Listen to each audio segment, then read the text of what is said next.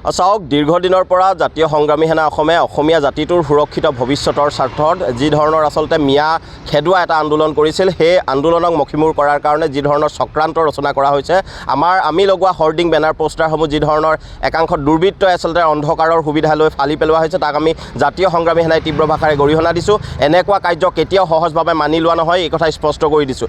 ইতিমধ্যে জাতীয় সংগ্ৰামী সেনা শিৱসাগৰ জিলা সমিতিৰ তৰফৰ পৰা আমি এই ক্ষেত্ৰত আচলতে দুষ্কৃতিকাৰীক অনতিপলমে ধৰাৰ ব্যৱস্থা কৰিবলৈ আমি এজাহাৰ দাখিল কৰিম আৰু আমি আপোনালোকৰ জৰিয়তে শিৱসাগৰৰ প্ৰশাসনক আমি আহ্বান জনাম যে অনতিপলমে 24 ঘণ্টাৰ ভিতৰত এই দুষ্কৃতিকাৰী যিসকলে আচলতে আমাৰ এই সংগ্ৰামখন মষিমূৰ কৰাৰ কাৰণে চেষ্টা কৰিছে প্ৰতিটো দুষ্কৃতিকাৰীক ধৰি আইনৰ সুৰুঙাৰে বাছি নোযোৱাৰ ব্যৱস্থা কৰিবলৈ আমি দাবী জনাম আৰু অন্যথা কিন্তু আমি জাতীয় সংগ্ৰামী সেনাই নিজাববীয়া ব্যৱস্থা গ্ৰহণ কৰিম। যিকোনো পৰিৱেশ পৰিস্থিতিৰ মোকাবিলা কৰি এই যিসকল দুষ্কৃতিকাৰী আমাৰ সংগ্ৰামখন মষিমূৰ কৰাৰ চেষ্টা কৰিছে প্ৰয়োজন হ'লে ৰাজপথত তেওঁলোকক ধৰি আমি নিজাববীয়া ব্যৱস্থা ল'বলৈ বাধ্য হ'ম আৰু এই ক্ষেত্ৰত যিকোনো অনাকাংক্ষিত পৰিৱেশ পৰিস্থিতিৰ সূচনা হ'লে তাত আমি জাতীয় সংগ্ৰামী সেনা কোনো কাৰণতে দায়বদ্ধ হৈ নাথাকিম এই কথা স্পষ্ট কৰি দিছোঁ। সমান্তৰালকৈ এটা কথা ক'ব বিচাৰিছোঁ আমি যেতিয়া মিয়া বিৰোধী সংগ্ৰামখনৰ যিকোনো এটা পোষ্ট বিভিন্ন সামাজিক মাধ্যমত আচলতে আপলোড কৰোঁ বা আমাৰ মনৰ কথাখিনি ক'বলৈ চেষ্টা কৰোঁ তেতিয়াই দেখা যায় এই মিয়াৰ লগত আচলতে মিয়াৰ একাংশ আমাৰ অসমীয়া যিসকল আচলতে মিয়াৰ দালাল সেই দালাল ৰূপে বিভিন্ন ধৰণৰ মন্তব্য কৰি বা বিভিন্ন ধৰণে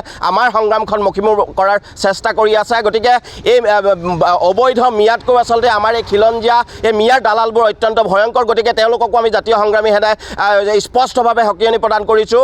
ইয়াৰ পাছত যদি জাতীয় সংগ্ৰামী সেনাৰ লগত আচলতে মুখামুখি সংঘৰ্ষ হোৱাটো বিচাৰিছে তেনেহ'লে জাতীয় সংগ্ৰামী সেনাইও কিন্তু আপোনালোকক কাকো সোধাই নিদিব এই কথা স্পষ্ট কৰিছোঁ। প্ৰয়োজন হ'লে এই মিয়া অবৈধ মিয়াৰ সমান্তৰালকৈ মিয়াৰ দালাল ৰূপী অসমীয়া যিসকলে আচলতে এনেধৰণৰ মন্তব্য দিবলৈ কুণ্ঠাবোধ নকৰে তেওঁলোককো আচলতে জাতীয় সংগ্ৰামী সেনাই নিজাববীয়া ব্যৱস্থা গ্ৰহণ কৰিব। তাত কিন্তু আমি কোনো কাৰণতে দায়বদ্ধ হৈ নাথাকিম এই কথা পুনৰ স্পষ্ট কৰি দিছোঁ। যোৱাকালি ৰাতি কিছুমান নপুংসকে আমি জাতীয় সংগ্ৰামী সেনা অসমে শিৱসাগৰ জিলাত বিভিন্ন আমি বেনাৰ পোষ্টাৰ লগাইছিলোঁ অবৈধ সন্দেহযুক্ত নাগৰিকৰ আগ্ৰাসনৰ বিৰুদ্ধে ৰাইজক সজাগ কৰিবৰ কাৰণে আৰু কিছুমান নপুংসকে যোৱাকালি ৰাতি ভটিয়াপাৰাত থকা আমাৰ বেনাৰখন ফালি পেলাইছে। ইয়াৰ পৰা এটা কথা স্পষ্ট হৈ পৰিছে আজিৰ তাৰিখত আমাৰ অসমত এনে কিছুমান জাতিদ্ৰোহী দেশদ্ৰোহী মানুহ সোমাই আছে যিসকল মানুহে অসমখনক বাংলাদেশ বনোৱাৰ ব্লুপ্ৰিণ্ট ৰচনা কৰিছে। আমাৰ কথা স্পষ্ট এই ধৰণে চোৰৰ দৰে কিছুমান নপুংসকে আমাৰ বেনাৰ ফালিলেও আমাৰ সংগ্ৰামখনক কেতিয়াও কিন্তু বন্ধ কৰিব নোৱাৰিব। আমাৰ সংগ্ৰাম চলি থাকিবই। উজনি অসমত এটাও মিয়া কোনো কাৰণতে থাকিব নোৱাৰিব। হাজাৰ ধুমুহা আহিলেও হাজাৰ শক্তি প্ৰয়োগ কৰিলেও এটাও মিয়া উজনি অসমত থাকিবলৈ নিদিওঁ। পিঠি কিন্তু পিঠি বহল কৰি দিয়া এইটো কথা স্পষ্ট। দ্বিতীয়তে আৰু এটা আমি কথা ক'ব বিচাৰিছোঁ যে অহা কাইলৈৰ পৰা শিৱসাগৰ লগতে সমগ্ৰ উজনি অসমত 100তকৈ অধিক কিন্তু বেনাৰ লগোৱা হ'ব আৰু অহা 8 তাৰিখে শিৱসাগৰৰ পৰা গণি 100 মিয়াক কিন্তু খেদা হ'ব। কাৰোবাৰ যদি দম আছে এটা মিয়া ৰাখি দেখুৱাওক।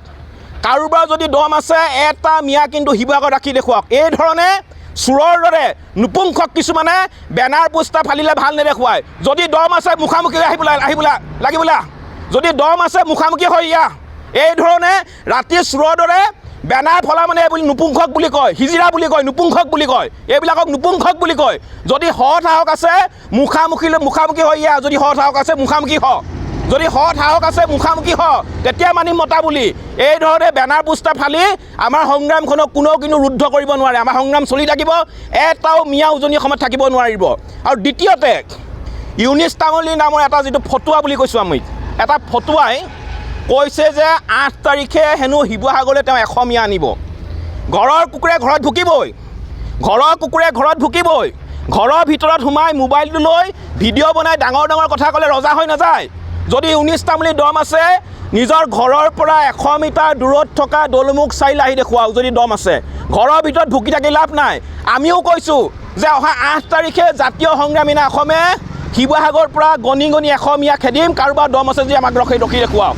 আৰু ইউনিছ তামুলী হৈছে এজন খিলঞ্জীয়া মুছলমান ব্যক্তি। তেওঁ হৈ কি কাৰণে নগাঁৱৰ পৰা মিয়া আনিবলগীয়া হ'ল, কি কাৰণে মৰিগাঁৱৰ পৰা মিয়া আনিবলগীয়া হ'ল? তাৰ মানে আমাৰ অসমত বা শিৱসাগৰত অসমীয়া মানুহ নাছিল নেকি? অসমীয়া যুৱক নাছিল নেকি যে কাম কৰিবৰ কাৰণে নগাঁৱৰ পৰা যে মিয়া আনিবলগীয়া হ'ল, মৰিগাঁৱৰ পৰা যে মিয়া আনিবলগীয়া হ'ল? তাৰ পৰা এটা কথা স্পষ্ট হৈ পৰিছে যে ইউনিছ তামুলীৰ দৰে একাংশ মানুহে ধৰ্মটোক প্ৰাধান্য দিয়ে, জাতিটোক কেতিয়াও প্ৰাধান্য নিদিয়ে। আৰু এই ধৰণৰ কৰ্মকাণ্ড কেতিয়াও শিৱসাগৰত হ'বলৈ দিয়া নহ'ব। এই ধৰণৰ সাম্প্ৰদায়িক বিষয়বস্তু বিয়পাব পৰা মানুহৰ কৰ্মকাণ্ড কেতিয়াও শিৱসাগৰত কোনো কাৰণতে কেতিয়াও আমি হ'বলৈ নিদিওঁ। মিয়া শিৱসাগৰৰ পৰা যাব লাগিব, মিয়া উজনি অসমৰ পৰা সম্পূৰ্ণভাৱে যাব লাগিব, সেইটো কথা স্পষ্ট। আৰু আমাৰ বেনাৰ ফালি কোনোবা নপুংসকে যদি ভাবিছে আমাৰ সংগ্ৰামখনক ৰখাব পৰা হ'ব, কেতিয়াও ৰখাব পৰা নহয়। ঘেণ্টা বুলি ক'লেও কেতিয়াও ৰখাব পৰা নহয়। আমাৰ সংগ্ৰাম চলি থাকিব। আপুনি বিচৰা বাতৰি পাব কেৱল নিউজ 18 এপত।